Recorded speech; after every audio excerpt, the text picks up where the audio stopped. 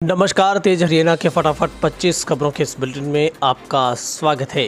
करनाल में किसानों का धरना जारी, लघु सचिवालय पर लगातार तीसरे दिन भी डटे किसान, प्रशासन सीसीटीवी कैमरे से रख रहा नजर। हरियाणा के करनाल में लघु सचिवालय पर किसानों का धरना तीसरे दिन भी जारी है। घटनास्थल पर 1000 से ज्यादा किसान डटे हुए हैं। लोगों के आने का सिलसिला जारी है। प्रशासन ने नजर रखने के लिए घटनास्थल के चारों ओर सीसीटीवी कैमरे लगाए हैं ताकि अंदर बैठकर ही सभी गतिविधियों पर नजर रखी जा सके। वहीं इंटरनेट और एसएमएस सेवा गुरुवार रात 12 बजे तक के लिए बंद कर दी गई है। प्रदर्शनकारी बस्ताड़ा टोल पर लाठीचार्ज के दिन किसानों का सिर फोड़ने का आदेश देने वाले आईएएस आयुष सिन्हा को सस्पेंड करने की मांग कर रहे हैं। वहीं किसानों ने 11 सितंबर को महापंचायत का फैसला ले लिया है। करनाल में चल रहे धरने पर गृह मंत्री की टिप्पणी, बोले जांच में दोषी पर कार्रवाई जरूर होगी, लेकिन किसी के कहने पर किसी को फांसी नहीं चढ़ा सकते। करनाल में लाठीचार्ज पर कार्रवाई को लेकर चल रहे किसानों के धरने पर हरियाणा के गृह मंत्री विज ने कड़ी टिप्पणी की है। उन्होंने कहा है कि किसी के कहने पर किसी को फांसी नहीं चढ़ा जा सकता। मामले की जांच जारी है। आपको बता दें, 28 अगस्त को करनाल में मुख्यमंत्री के नेतृत्व में बीजेपी संगठन की बैठक थी। इसी पंचायत और शहरी निकाय चुनाव पर चर्चा की गई। इसी बैठक को सफल बनाने के लिए शहर के चारों तरफ से सील किया गया था। इसी बीच एसडीएम का लाठीचार्ज का आदेश देते हुए एक वीडियो सामने आया था। हरियाणा का पुलिस कांस्टेबल भर्ती पेपर लीक मामले में 2 लाख के इनामी मुजफ्फर अहमद को कैथल की पुलिस ने किया अरेस्ट। हरियाणा की बहुचर्चित कांस्टेबल पेपर लीक मामले में कैथल की सीआई टीम ने 2 लाख रुपए का इनामी घोषित मुजफ्फर अहमद को जम्मू से गिरफ्तार कर लिया है। एसपी लोकेंद्र के मुताबिक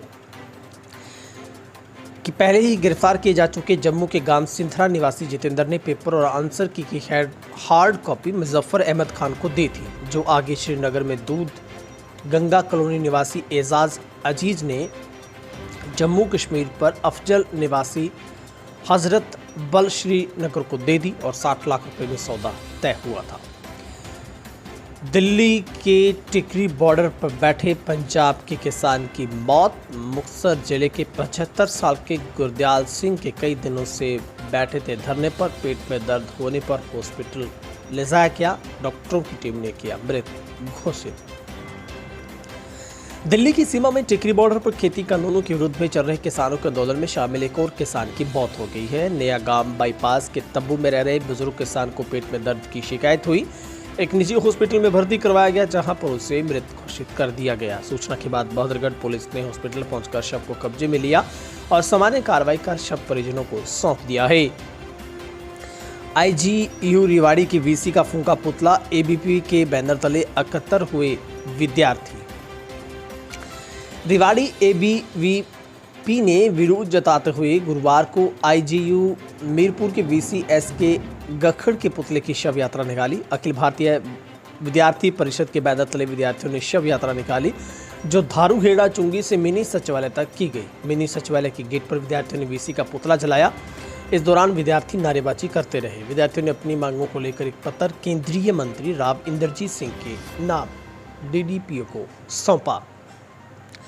रोहतक के सांपला में 25 साल के युवक का मर्डर। रोहतक जिले के सांपला कस्बे के गांव गांधरा की जोहर से बुधवार देर रात एक युवक का शव बरामद हुआ है। शव ईंटों से बंधा हुआ था। मृतक की पहचान सांपला निवासी 25 वर्षीय देवेंद्र के तौर पर हुई है, जहां पर मामले की सूचना परिजनों को दे दी गई है। अबॉर्शन करते महिला रंगे हाथ काबू, सर्जिकल उपकरण भी बरामद।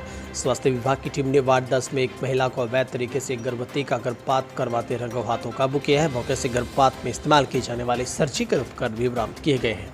इसके साथ ही कुछ प्राइवेट कंपनियों के उपकरण में दवाइयां भी मिली हैं। जिस महिला का गर्भपात किया गया 3 माह की गर्भवती बताई जा रही है। गर्भपात के बाद हालात खराब होने पर पीड़ित महिला को गरोडा के स्वास्थ्य हॉस्पिटल में भर्ती करवाया गया है। एक और बड़ा खुलासा, साजिश थी भाखड़ा नहर में कार गिरने की घटना। पत्नी को मारने के लिए पति ने ही रचा था ड्रामा। फतेहाबाद गांव सनियान के पास फतेहाबाद ब्रांच भाखड़ा नहर में कार गिरने से मां बेटी की मौत मामले में नया मोड़ आ गया है। विवाहिता सुमन और उसके 2.5 वर्षीय मासूम बच्चे को एक मौत षड्यंत्र के तहत दी गई। ये खुलासा पुलिस की पूछताछ में कार चालक मृतका सुमन के पति मनोज सोनी ने किया है। पुलिस ने प्रारंभिक जो जांच में यह मामला संदिग्ध लगा था शुरुआत में ही, और पुलिस ने 29 अगस्त को मृतका सुमन देवी के पिता धर्मपाल सोनी की शिकायत पर पति मनोज सोनी के खिलाफ हत्या का मामला दर्ज किया था। गेस्ट टीचर्स की दिवाली हैप्पी होने की उम्मीद, वेतन से जुड़े मामले में हरियाणा सरकार ने बनाई कमेटी। हरियाणा में कई बार गेस्ट टीचर्स की दिवाली शुभ होने की उम्मीद है, मगर खट्टर ने गेस्ट टीचर के वेतन निर्धारण से जुड़े मामले में कमेटी गठित करने के निर्देश दे दिए हैं। साथ ही विभाग के अधिकारियों को अतिथि अध्यापकों के सेवा नियम में आगामी 30 अक्टूबर तक बनाने की हिदायत दी है। गेस्ट टीचर्स के वेतन निर्धारण से जुड़ी कमेटी में मुख्यमंत्री के अतिरिक्त प्रधान सचिव डॉक्टर अमित अग्रवाल व डॉक्टर जे गणेशन और मौलिक शिक्षा विभाग के निदेशक असंज सिंह भी शामिल होंगे।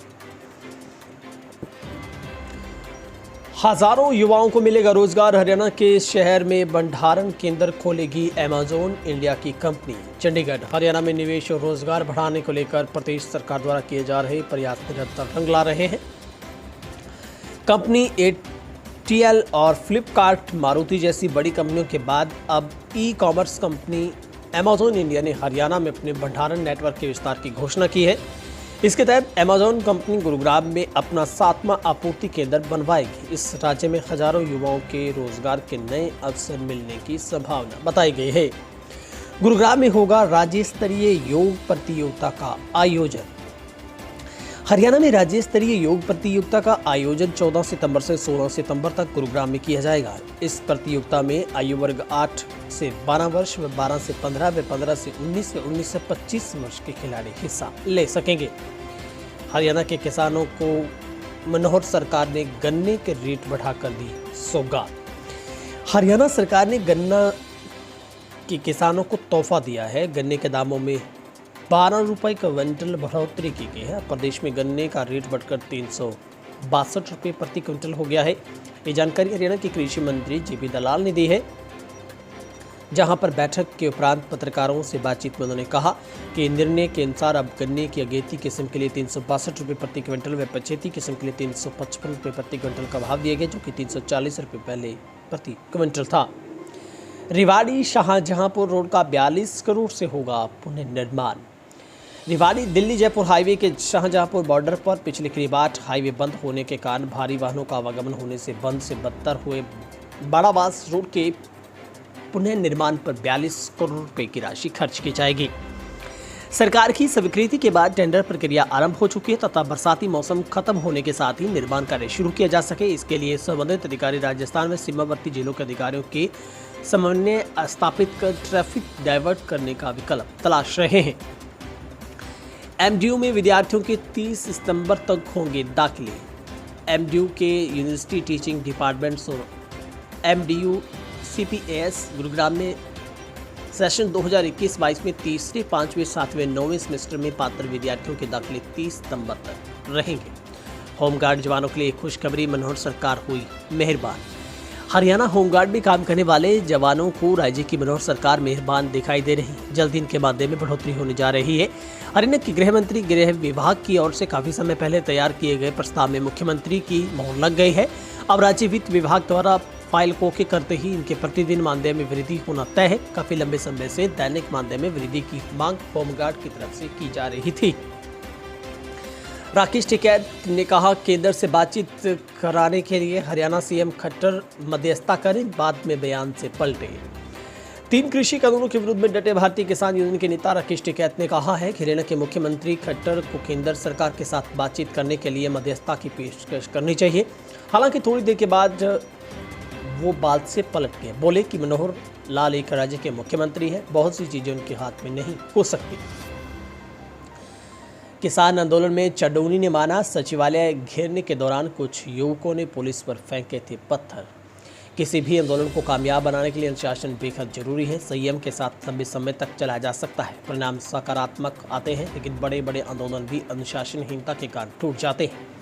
हरियाणा के इतिहास में अलग अलग सरकारों के दौरान हुए किसानों के आंदोलनों का अंजाम भी यही रहा है। इनमें नुकसान भी किसानों को झेलना पड़ा है। आंदोलन में करीब 1 माह ही चल पाए थे। ऐसे में हमें सीख लेनी चाहिए कि कोई भी ऐसा कदम नहीं उठाना जिससे जनता के बीच कल संदेश जाए। ये बात करनाल में गुरनाम सिंह चडोनी की तरफ से रखी गई। उन्होंने कहा कि अब आंदोलन में किसी भी तरीके की तोड़फोड़ या फिर मारपीट नहीं होगी। फरीदाबाद में अंतिम संस्कार के दौरान शवदाह गृह में चले लाठी डंडे, मची भगदड़। ओल्ड फरीदाबाद नहर पार शवदाह में गृह में महिला के अंतिम संस्कार के दौरान ससुराल और मायके वाले लाठी डंडे चल गए। इस शवदाह गृह में भगदड़ मच गई। राहगीर भी रुक कर इस दृश्य को देखने लगे, मोबाइल में वीडियो बनाने लगे। ये वीडियो अब इंटरनेट मीडिया पर वायरल हो रही है। इस बारे में थाना खेड़ी पुलिस को शिकायत नहीं मिली है। पल्ला क्षेत्र निवासी एक महिला की जलने की कारण मौत हो गई थी। पल्ला थाना पुलिस ने पोस्टमार्टम करवाकर शव परिजनों को सौंप दिया था और महिला के स्वजन भी पहुंच गए थे। उन्होंने पुलिस को कोई शिकायत नहीं दी। हाईकोर्ट तय करेगा रणजीत सिंह हत्याकांड पर कब आएगा फैसला। सिरसा स्थित डेरा सच्चा सौदा के पूर्व प्रबंधक रणजीत सिंह की हत्या के मामले में पंचकुला की विशेष सीबीआई कोर्ट द्वारा फैसला कब तक आएगा, इसका खुलासा शुक्रवार को होगा। पंजाब एंड हरियाणा हाईकोर्ट द्वारा सीबीआई कोर्ट के फैसले सुनाने पर रोक जारी या नहीं, ये साफ हो जाएगा। रणजीत सिंह हत्याकांड में जस्टिस अवनीश झिंगन शुक्रवार को इस मामले में सुनवाई करेंगे। आपको बता दें कि डेरा सच्चा सौदा प्रमुख गुरमीत राम रहीम सिंह इस मामले में मुख्य आरोपी हैं। 25 सितंबर से शुरू होगी धान खरीद प्रक्रिया। किसानों को करना होगा इस बार खास काम। खरीफ सीजन शुरू होने से पहले धान खरीद को लेकर डीसी विक्रम सिंह ने अधिकारियों को निर्देश दिए हैं। उन्होंने कहा है कि खरीद केंद्र शुरू होने से पहले अनाज मंडी व खरीद केंद्रों में सभी व्यवस्थाएं प्रबंध समय रहते पूरे किए जा सके। खरीफ मार्केटिंग सीजन 25 सितंबर से शुरू होने जा रहा है। हरियाणा में नगर पालिका निगम के सफाई कर्मचारियों को मनोहर सौगात। हरियाणा के मुख्यमंत्री की ओर से नगर पालिका और निगम के सफाई कर्मचारियों को तोहफा दिया गया है। सरकार ने नगर पालिका और नगर निगम के रोल पर सफाई कर्मचारियों का न्यूनतम वेतन 15,000 से बढ़ाकर 16,000 किए। इस बढ़ोतरी से कई कर्मचारियों को लाभ होगा। पति पत्नी ने जीवन लीला की समाप्त, एक ही दिन पहले हुई थी शादी। पलवल में पारिवारिक झगड़े के चलते पति पत्नी ने फांसी लगाकर जीवन लीला समाप्त कर ली। पुलिस ने दोनों के शवों को पोस्टमार्टम के बाद परिजनों को सौंप दिया है। जांच अधिकारी ने बताया है कि सुबह करीब 8 बजे सूचना प्राप्त हुई। पलवल के गांव सोलर में बने एक घर में टीटू व उसकी पत्नी खुशबू ने फांसी लगाकर आत्महत्या कर ली। सूचना मिलते ही पुलिस मौके पर पहुंची, आगे की जाँच शुरू कर दी गई है। डिप्टी सीएम के घर के नजदीक करनाल पक्का मोर्चा के समर्थन में किसानों ने फूंका पुतला। करनाल में किसानों ने अपनी मांगों को लेकर पक्का मोर्चा लगा रखा है, जिसके समर्थन में अब प्रदेश के विभिन्न जिलों में भी किसान प्रदर्शन कर रहे हैं। इसी कड़ी में आज सिरसा के पक्का मोर्चा के किसान सिरसा के भुआ भूमन शाह चौक डिप्टी सीएम दुष्यंत चौटाला के घर के सामने पहुंचे। वहां पर विरोध स्वरूप पुतला फूंका। इस दौरान किसानों ने डिप्टी सीएम दुष्यंत चौटाला मुर्दाबाद के नारे भी लगाए। महंगाई के खिलाफ सड़कों पर उतरा भारतीय किसान मजदूर संघ। बढ़ती महंगाई को लेकर एक और जहां विपक्ष लगातार सरकार पर हमलावर नजर आ रहा है, वहीं पर मजदूर संगठनों ने भी मोर्चा खोल दिया है। भारतीय मजदूर संघ ने आज शहर में प्रदर्शन किया और सरकार के खिलाफ नारेबाजी की। प्रदर्शन का मुख्य मुद्दा बढ़ती महंगाई था। कुलदीप कटारिया ने अपने साथियों संग बीजेपी को किया अलविदा। हरियाणा में बीजेपी कार्यकर्ताओं का पार्टी से मोहभंग होना शुरू हो गया है। कांग्रेस से बीजेपी में गए कार्यकर्ता घर वापसी करने शुरू कर दिए हैं। वीरवार को बीजेपी को अलविदा करते हुए वरिष्ठ नेता कुलदीप कटारिया अपने साथी सतह प्रधान मनीष शर्मा देवेश के साथ बीजेपी को छोड़ कांग्रेस में शामिल हुए। बहरहाल हरियाणा की फटाफट 25 खबरों के इस बुलेटिन में इतना ही। आप पहली बार आए हैं तो चैनल को सब्सक्राइब जरूर करें। आपका दिन शुभ रहे।